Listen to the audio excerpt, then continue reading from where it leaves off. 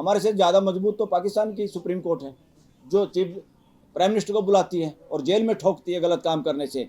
बहुत सारे कानून ऐसे बना दिए गए जहां जुडिशरी कमज़ोर हो गई देश की।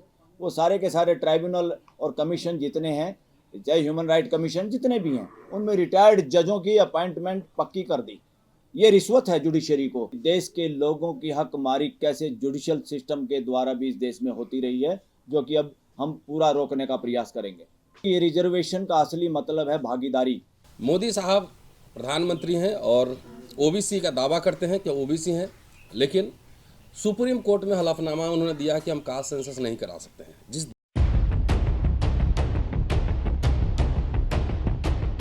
सभी का स्वागत है। बहुत दिनों बाद हम लोग मिल रहे हैं और एक खास प्रायोजन के साथ इस प्रेस वार्ता का आयोजन किया गया है WT के बैनर तले।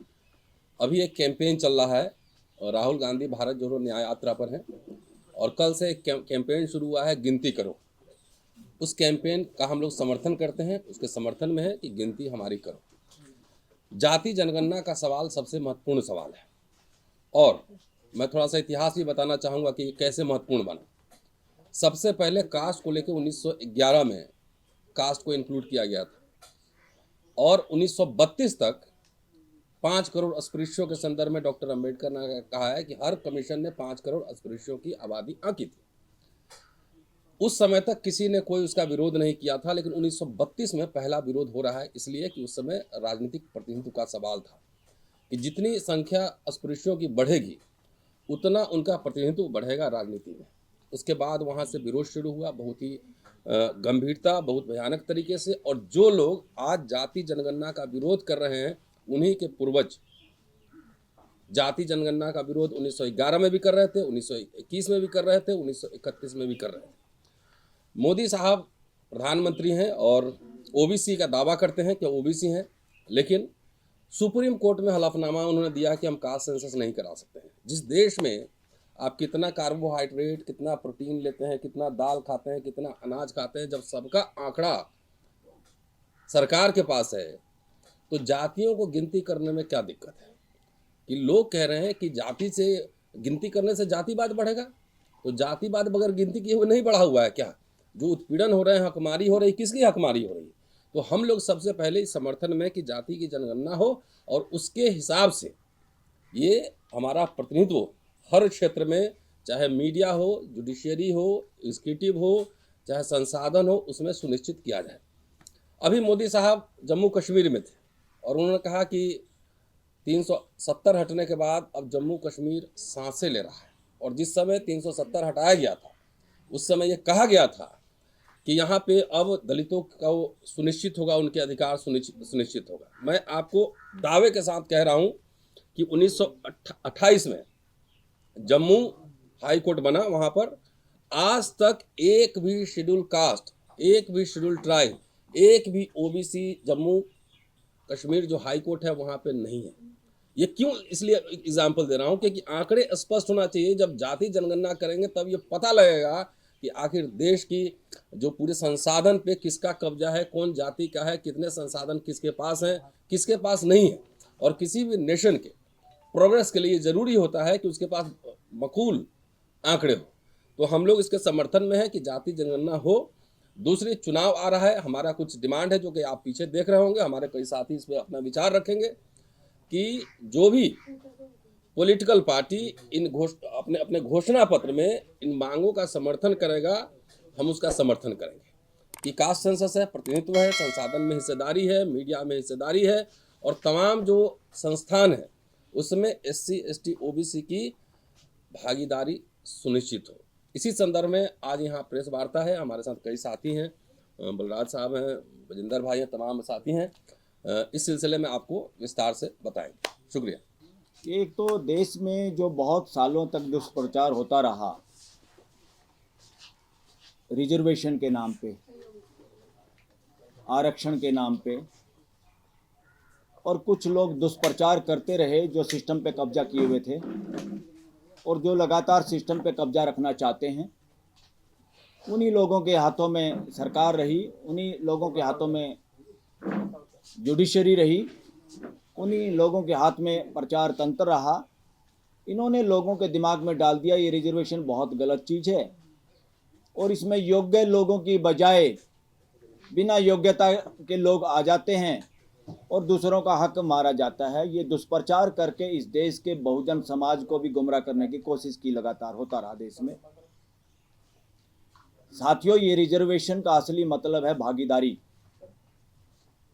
सिस्टम में जहाँ जहाँ भागीदारी पूरे समाज की हुई है, बहुजन समाज की हुई है, वहाँ पे दिन रात का परिवर्तन हम देख सकते हैं। उस डिपार्टमेंट में, उन जगहों पे जहाँ सभी लोगों की भागीदारी हुई है, माहौल बदलता है। तो ये नौकरी का जुगाड़ नहीं है, ये भागीदारी को सुनिश्चित करने का जुगाड़ है, कार्यक्रम है। हम सब इसका समर्थन करते हैं। और अब ये जितने भी तौर तरीके हैं, बहुत सारे चोर दरवाजे अभी भी निकाले हुए हैं और उसमें कहीं ना कहीं देश की जुडिशरी भी शामिल रही है। अगर सुप्रीम कोर्ट के जजमेंट्स जितने भी रिजर्वेशन पे हैं, अगर उनका एम्पायरिकल स्टडी हो, शोध हो, उस शोध में सरेआम निकल के ये आता है कि कहीं ना कहीं किसी बाइस्ड मानसिकता के साथ फैसले लिए गए, झुकाव हुआ।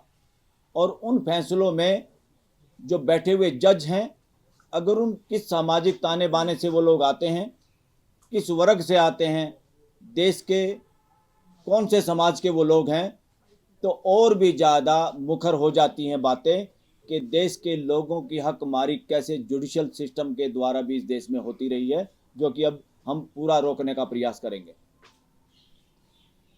साथियों, पार्लियामेंट में तो लोग पहुंच जाते हैं रिजर्वेशन की वजह से, जहां SC ST के लिए रिजर्वेशन है, नुमाइंदे पहुंच जाते हैं। और ज़्यादातर नुमाइंदे इस तरह के होते हैं जो एक तरह से बिल्कुल नपुंसकता का काम करते हैं, अपने समाज की वो आवाज़ बुलंद नहीं कर सकते। और पार्टियों में डेमोक्रेसी नाम की चीज़ नहीं है, तो पार्टियों का वर्चस्व रहता है। जो लोग पार्टी के प्रोदा होते हैं, वो उन लोगों की आवाज़ भी पार्लियामेंट में आने नहीं देते और वो लोग नाकामयाब रहते हैं। ये एक बड़ा विडंबना है पार्लियामेंट के सिस्टम की विदेश में, जहां बहुजन समाज की हकमारी लगातार पार्लियामेंट में भी उनको बोलने का समय कितना दिया गया और किन सामाजिक मुद्दों पर वो बोले। अगर इस बात का भी शोध हो तो ये स्पष्ट होता है देश के सामने, पार्लियामेंट ने भी इस देश के साथ धोखेबाजी की है। देश की पूरी आवाज़ जो देश के सामने आनी चाहिए थी, वो देश की आवाज़ दबाने की कोशिश पार्लियामेंट में भी हुई है एक डेमोक्रेटिक देश में। दूसरे नंबर पे आते हैं एग्जीक्यूटिव, जो परमानेंट एग्जीक्यूटिव होती है, जो परमानेंट सरकार होती है, सरकारी ऑफिसर जिसमें होते हैं, IAS IPS और इस तरह के अधिकारी जो लोग होते हैं। बहुत बार वहाँ भी कभी रिजर्वेशन होगी नहीं होगी। इंदिरा साहनी का एक केस आया था 1992 में, सुप्रीम कोर्ट ने एक फैसला लिया था, उसमें भी अब देख सकते हैं वो जज लोग कौन लोग थे। और उन्होंने कहा 50% से ज़्यादा रिजर्वेशन नहीं हो सकती, जबकि कॉन्स्टिट्यूशन कोई परसेंटेज नहीं लगाता। कॉन्स्टिट्यूशन कहता है सामाजिक पिछड़ापन जहाँ भी है, उन लोगों को अपलिफ्ट करने के लिए, बराबर की भागीदारी देने के लिए कॉन्स्टिट्यूशन एम्पावर करता है, पार्लियामेंट को ताकत देता है कि उन लोगों का रिजर्वेशन किया जाए और उनको नौकरियां दी जाए। तो उस बात को ना ध्यान में रखते हुए भी 50% के कैप लगाने के पीछे भी वर्णवादी मानसिकता के लोगों का काम था। और अब हमें इस कहने में और चर्चा करने में कोई दोष नहीं कि उस वक्त उस बेंच में भी जो लोग थे वो वर्णवादी मानसिकता से ग्रस्त लोग थे, जो जजों के रूप में बैठे थे, जो कि एक तरह से जुडिशियल धोखा दे रहे थे देश के साथ। धीरे धीरे माहौल बना, प्रेशर बना और रिजर्वेशन साउथ इंडिया में, खासतौर पर तमिलनाडु ने जो 50% से भी आगे बढ़ाने का काम किया। बार बार अगर सुप्रीम कोर्ट के फैसलों को देखें और डिफरेंट हाई कोर्ट के फैसलों को देखें तो ज़्यादातर की कोशिश यही रही कैसे इन पार्लियामेंट हो चाहे विधानसभाएं हो, उनके बनाए हुए कानूनों को कैसे डाइल्यूट किया जाए, कमज़ोर किया जाए, नेस्तानबूद किया जाए। तो क्या करें भाई ऐसी जुडिशरी का काम है कॉन्स्टिट्यूशन की रखवाली करना और कॉन्स्टिट्यूशन के आधार पर देश को दिशा देने वाले लोगों को दिशा दिखाना, चाहे वो पार्लियामेंट हो, चाहे सरकारी ऑफिसर्स हो, कोई भी हो। मगर यहाँ पर जैसे बाढ़ खेत को खाती है, अगर इस देश की जुडिशरी भी इंडिपेंडेंट होती और जुडिशरी कॉन्स्टिट्यूशन के हिसाब से चलती, देश की ये दयनीय स्थिति नहीं होती जो आज के दिन है। और अभी भी जुडिशरी में भी क्या हुआ, जब लोग सरकार का उसमें हिस्सेदारी होती थी जज लगाने में, तो इन लोगों ने सोचा अब वहाँ कुछ कुछ बहुजन के समाज के लोगों की आवाज़ बुलंद होने लगी और वो लोग भी जुडिशरी में आ सकते हैं, तो इन्होंने लगा खतरा है, तो फिर एक केस डलता है, डलवाया जाता है और उस पर एक फैसला आता है। और कैसे कैसे जजों ने अपने हाथ में ही जज लगाने की पावर ले ली, जो दुनिया के किसी भी देश में नहीं है। उसके बावजूद भी देखा गया कि पूरे देश में चंद परिवारों के कुछ खास लोग हैं, पूरे गिनती के लोग हैं, जो बार बार, जैसे पॉलिटिक्स में भी बाप के मरने के बाद या बेटे को अपनी हायरार्की में वहाँ से इलेक्शन लड़ाना, ये तो होता रहता, पर वहाँ तो जनता की भागीदारी होती है, वो हरा भी देते हैं। मगर जुडिशरी में काफ़ी लोग वही बाप बेटे नाती पोते या जानकार लोग, वही लोग आते रहे और ये बेईमानी चलती रही कि बहुजन समाज के वकील, योग्य वकील नहीं मिल रहे। ये जानबूझ के किया हुआ एक ड्रामा है, क्योंकि ज़्यादातर जज देश में हाई कोर्ट और सुप्रीम कोर्ट में जो लगते हैं, वो ज़्यादातर वकीलों में एक चर्चा है और हम भी कहते हैं कि वो सरकारी जज के रूप में काम करते। सरकारी जज का क्या मतलब, वो कहीं ना कहीं सरकारी सिस्टम में पैनल पे आके काम करते हैं और वहाँ पे उनको केस काफ़ी करने का मौका मिलता है और उन्हीं में से लोगों को जज बनाया जाता है। ये हकमारी है स्पष्ट। जज बनाने के लिए ईमानदारी कोई पैरामीटर नहीं है कि सबसे पहली अगर कोई जज बनाने के लिए योग्यता है, वो सिर्फ और सिर्फ ईमानदारी होनी चाहिए। अब साथियों, सुप्रीम कोर्ट का भी सारी जजमेंट्स को देखने का भी कोई केंद्र, कोई यूनिवर्सिटी ऐसा काम नहीं करती जो जजमेंट को देख के ये कहे कि सुप्रीम कोर्ट कॉन्स्टिट्यूशन के हिसाब से चलिए, कॉन्स्टिट्यूशन को लागू करवाने के लिए सरकारों पे अंकुश लगाया है। बहुत सारे कानून ऐसे बना दिए गए जहां जुडिशरी कमज़ोर हो गई देश की। वो सारे के सारे ट्राइब्यूनल और कमीशन जितने हैं, चाहे ह्यूमन राइट कमीशन जितने भी हैं, उनमें रिटायर्ड जजों की अपॉइंटमेंट पक्की कर दी।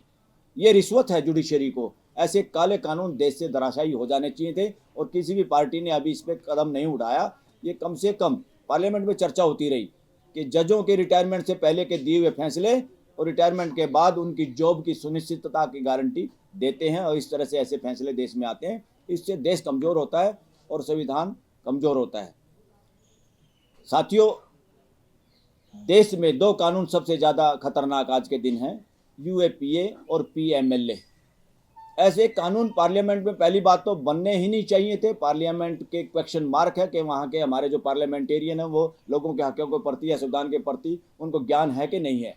दूसरा, देश की जुडिशरी पे क्वेश्चन मार्क है कि इतने काले कानून जो right to life and liberty को भी जेलों की सलाखों के अंदर बंद करते हैं और लोगों को जमानत नहीं मिलती। इससे साबित होता है कि कैसे जुडिशरी भी पंगु बनी रही। अब जाके कुछ जजों ने बोलना शुरू किया और देश के चीफ जस्टिस ने भी कहा कि डिस्ट्रिक्ट जुडिशरी को भी कहा डरने की क्या जरूरत है, क्यों जमानत नहीं देते लोगों को। और कुछ सुप्रीम कोर्ट के जज मुखर होकर सामने आए हैं, जिनमें जस्टिस ओका, जस्टिस गवई और खुद अब चीफ जस्टिस चंद्रचूड़ ये सामने आए हैं, लोगों के लाइफ एंड लिबर्टी के पैरोकार बन के। जस्टिस ओका ने तो कमाल कर दिया, जो संविधान की मूल चाहना थी। उन्होंने एक कोर्ट में प्रेमाइस में देखा कि वहाँ कुछ पूजा पाठ हो रहा है किसी उद्घाटन पे, उन्होंने ओपनली कहा कि इस देश में प्रियम्बल की पूजा होनी चाहिए, प्रियम्बल को बोलना चाहिए उच्चारण के रूप में भी, और कॉन्स्टिट्यूशन की पूजा हो, न कि ये ढोंग और पाखंड हो किसी एक संप्रदाय का। ये धर्म नहीं, संप्रदाय, चाहे वो किसी भी रीति रिवाज का कोई काम हो।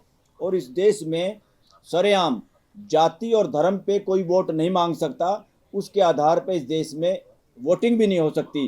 कोई अपने भाषण में ये नहीं कह सकता मुझे फलानी जाति की वोट चाहिए या मुझे फलाने धर्म की ही वोट चाहिए। मगर इस देश में पिछले अभी जो सरकारें हैं, सरकारें सभी इस तरह की शामिल रही हैं, मगर अब जो सरकार है 10 साल से, वो लगातार दो ही बातों पे इलेक्शन लड़ रहे हैं, जाति और धर्म पे। जाति पे कैसे? क्योंकि एक प्राइम मिनिस्टर को अपनी खुद की जाति को जुगाड़बाजी से ओबीसी में शामिल करवाया, और ये देश के साथ धोखा है कि ताकि देश जाति के आधार पे उनके फेवर में वोट कर दे, और इसका इस्तेमाल भी किया और इसके वजह से वोटें हुई भी इस देश में, इस धोखेबाजी से। दूसरा, हिंदुत्व हिंदुत्व हिंदुत्व लाएंगे, और नई पार्लियामेंट में संविधान भी वो रखा जो जिसमें पूरी बात नहीं थी, जिसमें वो क्या समाजवाद की बात नहीं थी, और इवन एक लठ रखा गया, लठ, यानी इस तरह से पुलिस स्टेट बनाया गया कि लठ से देश को चलाएंगे, और लठ रखा गया और एक ही संप्रदाय के लोगों के साथ बुला के पूजा पाठ करवाया गया, जो कि असंवैधानिक था। वो सुप्रीम कोर्ट या किसी भी हाई कोर्ट में इसको इंटरफेयर करना ही चाहिए था और हमेशा करना चाहिए। सुप्रीम कोर्ट हाई कोर्ट के पास इतनी पावर है, वो कोई भी काम पे इमीडिएट, हमारे से ज़्यादा मजबूत तो पाकिस्तान की सुप्रीम कोर्ट है, जो चीफ प्राइम मिनिस्टर को बुलाती है और जेल में ठोकती है गलत काम करने से। लुटियन जोन, जिसको समाज के लोग, देश के लोग लूट जोन कहने लगे हैं, इतना नज़दीक उसके बीच में हाई कोर्ट है, सुप्रीम कोर्ट है, और वहाँ उनकी नाक के नीचे कोई गड़बड़ हो, अखबार में खबर आए और देश में जाति धर्म का जहर फैलाया जाए, कुछ लोगों के साथ न्याय नहीं किया जाए, कुछ लोगों के घर बिना कार्रवाई के बुलडोज किए जाएं, तो कहीं पे गरीब लोगों की बहन बेटियों को रेप हो जाए तो रात को बिना माँ बाप के जलाया जाए, इस तरह का जो कार्यक्रम देश में चल रहा है ये असंवैधानिक है। और हाई कोर्ट और सुप्रीम कोर्ट का सुओ मोटो एक्शन नहीं लेना, इससे अपने आप पता चलता है कि बहुजन समाज के लोग हाई कोर्ट और सुप्रीम कोर्ट में नहीं है, इसीलिए ये स्थिति है। जितना हाई कोर्ट और सुप्रीम कोर्ट कमज़ोर होता है, देश में उतनी ही तानाशाही बढ़ती है और उसका रिजल्ट हम सब के सामने है। इमरजेंसी में जो सारे जज एक आध को छोड़ के लंबे लेट गए थे, और आज भी स्थिति कुछ जजों की वजह से थोड़ी सुरक्षित है, वरना माहौल लगभग उसी तरह से है देश में। इसलिए देश के लोगों को इसमें जागने की जरूरत है। और रही एमएसपी पे भी, क्योंकि मैं किसान परिवार से आता हूँ, एमएसपी का मतलब ये है सरकार से पैसे नहीं लेने। जो बिचौलिए व्यापारी सस्ता खरीद के और सरकार को कहते हैं हमने एमएसपी पे खरीदा और फिर महंगा चावल सेलर वाले और ये इसको बेचते हैं, तो वो जो ठग हैं बीच में, वो ठग वही हैं जो सरकार को रिश्वत देते हैं, या ठग वो वही हैं उनके बहन भाई हैं जिनका मीडिया है। तो उनकी ठगी बचाने के लिए किसान सड़क पे हैं और वो इधर उधर की बातें करके घुमा के देश का इतना नुकसान हो जाए। देश का नुकसान नहीं होगा, ठगों को जूते लगेंगे इसमें। जो ठग, चंद लोग ठगी देश के साथ मार रहे हैं, जिनके घर 50-50 मंजिल के हैं, उन ठगों का इलाज होना है एमएसपी देने से। एमएसपी एक तरह से किसानों की लागत और उनकी मजदूरी मिला के एमएसपी होती है, और इसलिए एमएसपी किसानों का मांग ही नहीं है, एमएसपी किसान और मजदूर की लाइफ लाइन है। सबको मिलके इसमें आगे आना पड़ेगा साथियों। और किसानों का आंदोलन देश के अंदर राइट टू एक्सप्रेशन या बोलने की आज़ादी को बचाने का आंदोलन भी है। अगर ये आंदोलन भी डर गया, बैठ गया, तो दिल्ली में तो धारा 44 है ही, सबको पकड़ो गिरफ्तार करो, तो देश में भी लोग बोल नहीं पाएंगे। इसलिए किसानों के आंदोलन को गति देना, जिनके सामने बंदूक और कीलें गाड़ी गई हैं, वो अभी भी सीना तान के खड़े हैं। देश में अगर लोगों के फंडामेंटल राइट बचाने हैं तो किसानों का भरपूर सहयोग करिए और उनके आंदोलन में शामिल होइए। थैंक यू वेरी मच, धन्यवाद।